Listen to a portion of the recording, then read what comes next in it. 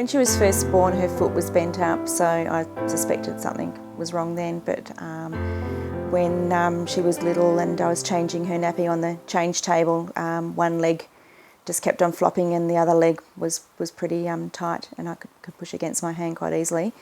So at her 6-month injection, I took her to the GP and they sort of said, it's all okay, the leg will be okay. But deep down I felt that the leg wasn't okay, and went off on my own little tangent and saw a physio, and she unofficially diagnosed cerebral palsy and actually also discovered in her arm as well, which I didn't know.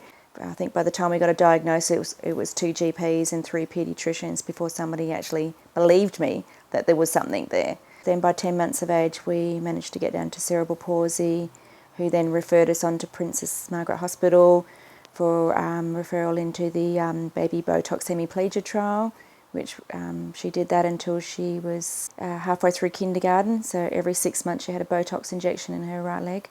And so pretty much within a couple of weeks of having her first injection at 14 months, she started walking and taking steps.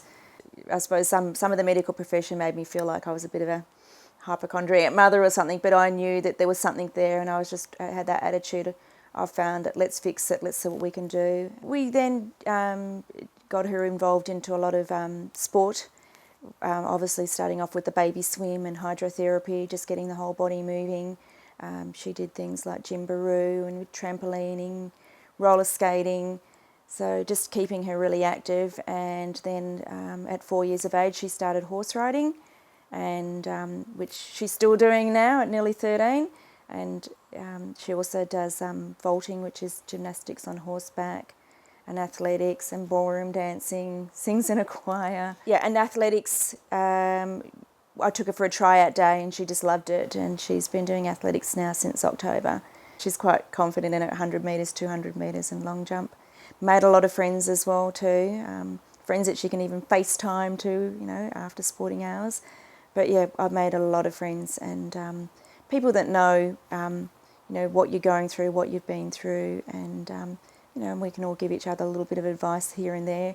But I think it's just that sitting down and relaxing while she's actually at her sporting events or competitions, and just sitting there getting involved and taking lots of photos and proud mummy moments. I'm just one of those parents that if I find some sort of little thing wrong with her or something that she can't quite do herself, I can then ask a therapist or an OT or a physio, what can we do to help her, or what can we do to stop this particular pain, on this particular part of the body, and things like that. Oh yes, I push, yes. I'm one of those mums. And I'm one of those parents too, where she says if she can't do it, well, we're going to do it, From those little things like taking a little bit longer to learn how to ride a bike, to tying up shoelaces, to learning to type.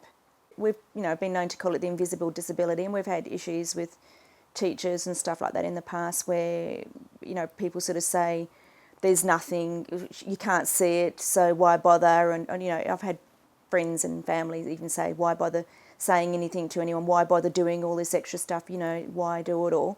And yeah, there's a lot of people that want to bury their head in the sand, but I'm one of those parents that I feel that if, she can do it, I'll make her do it. With swimming, she does the disabled swim program, but because it's a smaller class, but also she's into this life-saving level now, or lifeguard, I think they call it junior lifeguard, so she's swimming in that as well. So she'll then go and do some mainstream competitions, but have the training with the disabled program with other children at her same level.